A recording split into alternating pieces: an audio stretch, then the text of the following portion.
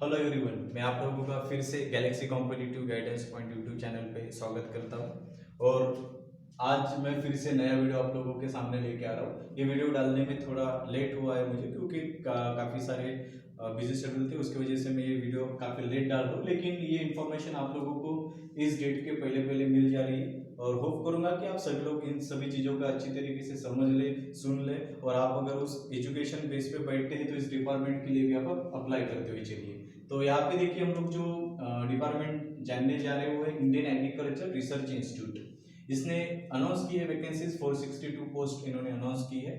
और इसकी पोस्टिंग का जो क्राइटेरिया उन्होंने दिया है, जो पोस्ट 462 अनाउंस की गई, इसका जो एजुकेशन का बेस इन्होंने दिया है वो दिया है इन्होंने एनी ग्रेजुएशन, कोई भी ग्रेजुएट चलेगा।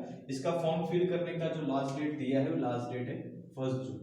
हम लोगों को 1 जून के पहले इस एप्लीकेशन को फिल कर लेना है। उसके बाद इसका जो प्री एग्जाम का डेट है वो उन्होंने जून लास्ट वीक तक अनाउंस किया है। मतलब मान लीजिए कि जून के एंड ऑफ द वीक तक के सभी एग्जाम प्री एग्जाम इसकी हो जाएगी।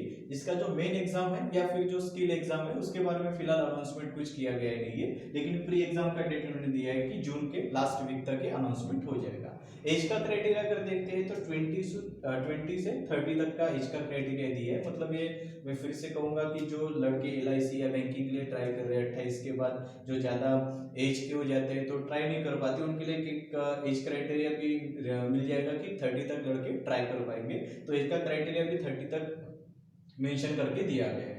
नेगेटिव मार्किंग की अगर बात करते हैं तो नेगेटिव मार्किंग जो दी है वो दी है 1/3 इन्होंने नेगेटिव मार्किंग दिया गया। अगर 3 सवाल आपके गलत होते हैं तो आपका 1 मार्क कम हो जाएगा। यहाँ पे सिलेबस के बारे में कुछ बताना चाहूंगा। इसमें दो पैटर्न के एग्जाम्स रहेंगे, जैसे प्री एग्जाम रहेंगी, मेन एग्जाम रहेंगी, और बाद में स्किल टेस्ट रहेगा।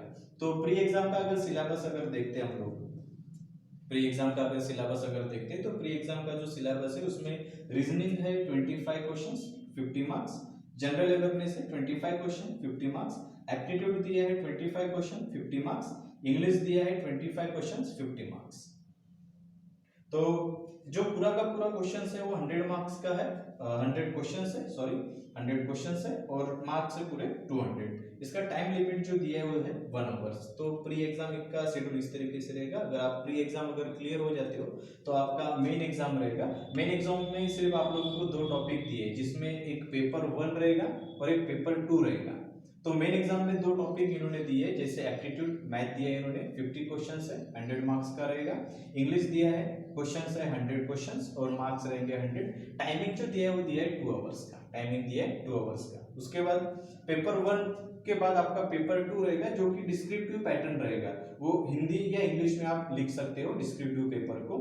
ये पेपर जो रहेगा वो 100 मार्क्स का रहेगा और इसका टाइमिंग रहेगा 1 आवर्स। तो मेन एग्जाम में 2 क्राइटेरिया रहेंगे, जो एमसीक्यू पैटर्न रहेगा और एक रहेगा आपका डिस्क्रिप्टिव पैटर्न। इस तरीके से आपके 2 पेपर 1 और पेपर 2 रहेगा। डिस्क्रिप्टिव आप हिंदी और इंग्लिश में लिख सकते हो। और इसमें लिखना क्या है हम लोगों को, तो एक तो ऐसे लिखना है, लेटर्स लिखना है या एप्लीकेशन लिखना है, इस तरीके से हम लोगों को एक्सेट्रा कुछ तो भी लिखने के लिए कहा जाएगा।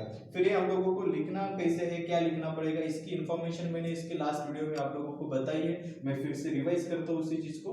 काफी सारे यूट्यूबर्स बताते हैं कि डिस्क्रिप्टिव हम लोगों को किस तरीके से लिखना है। आप यूट्यूब चैनल पे सर्च करके आप देख सकते हो कि डिस्क्रिप्टिव को किस तरीके से लिखा जाएगा। और जो भी ऐसे अगर लिखना है या मुझे अगर एप्लीकेशन अगर लिखना है, लेटर्स अगर लिखना है, तो ये नॉर्मल चीजें, बेसिक चीजें जो आप कहीं से भी पढ़कर समझ के उसको लिख सकते हो। और टाइम्स ऑफ इंडिया से अगर आप पढ़ते हो तो वहां से भी आप काफी सारी चीजें लिख सकते हो। तो इस तरीके से डिस्क्रिप्टिव का जो भी क्राइटेरिया और आप कहीं से भी सर्च करके आप लिखने के लिए प्रयास करते चलिए। और साथ में एक सजेशन ऐसा रहेगा कि आप डिस्क्रिप्टिव के अगर पेपर में लिखना चाहते हो तो लिखने के लिए आप घर में सुबह शाम लिखने की प्रैक्टिस भी करते चलिए, ताकि आपका जो टाइमिंग है 1 आवर्स उसमें आपको ये सारी चीजें लिख के हो जानी चाहिए। तो आप प्रैक्टिस भी साथ साथ करते हुए चलना है। तो मैं सिलेबस के बारे में फिर से एक बार फोकस करूंगा कि प्री एग्जाम, उसके बाद आपका मेन एग्जाम का इस तरीके से पैटर्न रहेगा।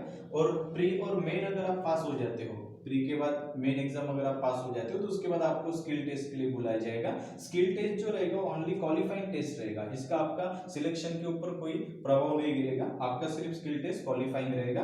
तो क्वालिफाइंग टेस्ट है, और इसमें स्किल टेस्ट में आप लोगों को जो पूछा जाने वाला है वो है वर्ड, एक्सेल या पावर पॉइंट के ऊपर आप लोगों को पूछा जाएगा, कि जो कि एकदम नॉर्मल इजी सेशन है, वो आप लोग काफी इजी तरीके से कर सकोगे। तो मेन के बाद आपका स्किल टेस्ट रहेगा और आपका जो सिलेक्शन होने वाला है वो सिलेक्शन आप लोगों का मेन एग्जाम के ऊपर ही रहेगा। आपका मेन एग्जाम मतलब आपका एमसीक्यू पैटर्न और डिस्क्रिप्टिव पैटर्न, इन दोनों को मिला के आपका जो स्कोर रहेगा उसके ऊपर आपका सिलेक्शन रहेगा। ठीक है, तो जो भी ग्रेजुएशन वाले लड़के हैं, मैं तो कहूंगा कि बैंकिंग हो गया या स्टाफ सिलेक्शन कमीशन हो गया या XYZ अदर डिपार्टमेंट हो गए, रेलवे डिपार्टमेंट हो गए, LIC डिपार्टमेंट हो गए, इनकी जो जगह निकलती है ये जगह काफी सारे बच्चों को पता चल जाती है। लेकिन यहाँ पे जो इंडियन एग्रीकल्चर रिसर्च इंस्टीट्यूट की जगह निकली है, काफी सारी जगह लड़कों को पता ही नहीं चलती है। तो जो भी ग्रेजुएट लड़के हैं उन तक आप ये वीडियो को पहुंचाइए ताकि ज्यादा से ज्यादा लड़के इन वीडियो के थ्रू उनके पास ये सब इंफॉर्मेशन पहुंच सके और उसके थ्रू वो अपना एप्लीकेशन फिल कर सके। तो जितने भी ग्रेजुएट लड़के उन सबसे मैं गुजारिश करूंगा कि सभी लड़कों ने इस एप्लीकेशन को अप्लाई करते हुए चलना है। और सिलेबस जो मैं अगर देखता हूँ, अगर इसका सिलेबस का जो पैटर्न अगर देखता हूँ तो ये सिलेबस का पैटर्न जो रहेगा वो एसएससी के ऊपर डिपेंड ज्यादा दिखता है। एसएससी का जो स्टाफ सिलेक्शन कमीशन का जो पैटर्न रहता है उसके ऊपर इसका पैटर्न काफी सारा डिपेंड करता है। तो कुछ चीजें मैं एडिशन आप लोगों को बताने जा रहा हूँ। मैंने तो ये चीज आपको पहले ही क्लियर की है कि आपका जो सिलेक्शन रहेगा वो आपका मेन एग्जाम के ऊपर डिपेंड करेगा। स्किल टेस्ट भी सिर्फ क्वालिफाइंग टेस्ट आप लोगों का रहने वाला है। उसके बाद एग्जाम का जो लेवल अगर मैं देखता हूँ, एग्जाम का अगर लेवल अगर देखता हूँ तो एग्जाम का लेवल काफी इजी रहेगा। हार्ड एग्जाम नहीं रहेगी, काफी इजी लेवल आप लोगों का रहेगा, जिसका एक क्राइटेरिया और एक प्रॉफिट भी बोल सकते हैं कि बच्चों को काफी अच्छे तरीके से मिल पाएगा। तो एग्जाम का लेवल काफी इजी रहने वाला है। और बाकी चीजें तो मैंने ज्यादा से ज्यादा बता दी आप लोगों को, जो भी इंपॉर्टेंट है सारी चीजें मैंने क्लियर कर दी है। यहाँ पे मैं सिर्फ जनरल अवेयरनेस के बुक के बारे में बताना चाहूंगा। अगर कोई अगर जनरल अवेयरनेस के बुक्स के बारे में अगर पता नहीं है तो उनको सिर्फ बताना चाहूंगा कि आप जनरल अवेयरनेस के लिए एक तो लुसेंट की बुक आप कवर कर सकते हैं। लुसेंट की बुक आप जनरल अवेयरनेस के लिए कवर कर सकते हैं, लुसेंट से आप पढ़ सकते हैं। या फिर मनोहर पांडे की बुक आती है अरिहंत पब्लिकेशन की, मनोहर पांडे की एप्लीकेशन अरिहंत पब्लिकेशन की बुक आती है, आप उसमें से भी जनरल अवेयरनेस को कवर कर सकते हैं। उसके बाद इसकी अगर टेस्ट सीरीज अगर मुझे लगाना है, टेस्ट सीरीज अगर मुझे लगाना है तो मैं MTS SSC MTS या फिर CGL की टेस्ट सीरीज लगा सकता हूँ, जिसके थ्रू आप लोगों का ये जो क्राइटेरिया है, जो इसका एग्जाम का जो पैटर्न है या फिर एग्जाम का जो लेवल है वो लेवल आप लोगों का SSC MTS या CGL के थ्रू आप लोगों का कवर हो जाएगा। तो आप इस तरीके से इसके लिए टेस्ट सीरीज SSC MTS या CGL की लगा सकते हैं। और जनरल अवेयरनेस के लिए तो आप लोग जब भी कैरी करेंगे उस समय लुसेंट का तो बुक है हमारे पास अवेलेबल, उसके साथ साथ हम लोग मनोहर पांडे की भी बुक को कवर कर सकते हैं अरिहंत पब्लिकेशन के। ठीक है, तो ये ज्यादा से ज्यादा और जो भी सटीक चीजें है वो सटीक चीजें मैंने आप लोगों को बता दी है। ज्यादा क्रिटिकल PDF नहीं है, इसका नोटिफिकेशन क्रिटिकल नहीं है, एकदम सटीक चीजें मैंने आप लोगों को बता दी है। अगर आप लोगों को फिर भी कुछ डाउट रहता है तो हम लोगों का जो नंबर्स आप लोगों को स्क्रीन पे मिलेगा, उस नंबर से आप कॉल करके या मैसेज करके पूछ सकते हो अगर कुछ डाउट रहता है तो thanks for everyone watching this video.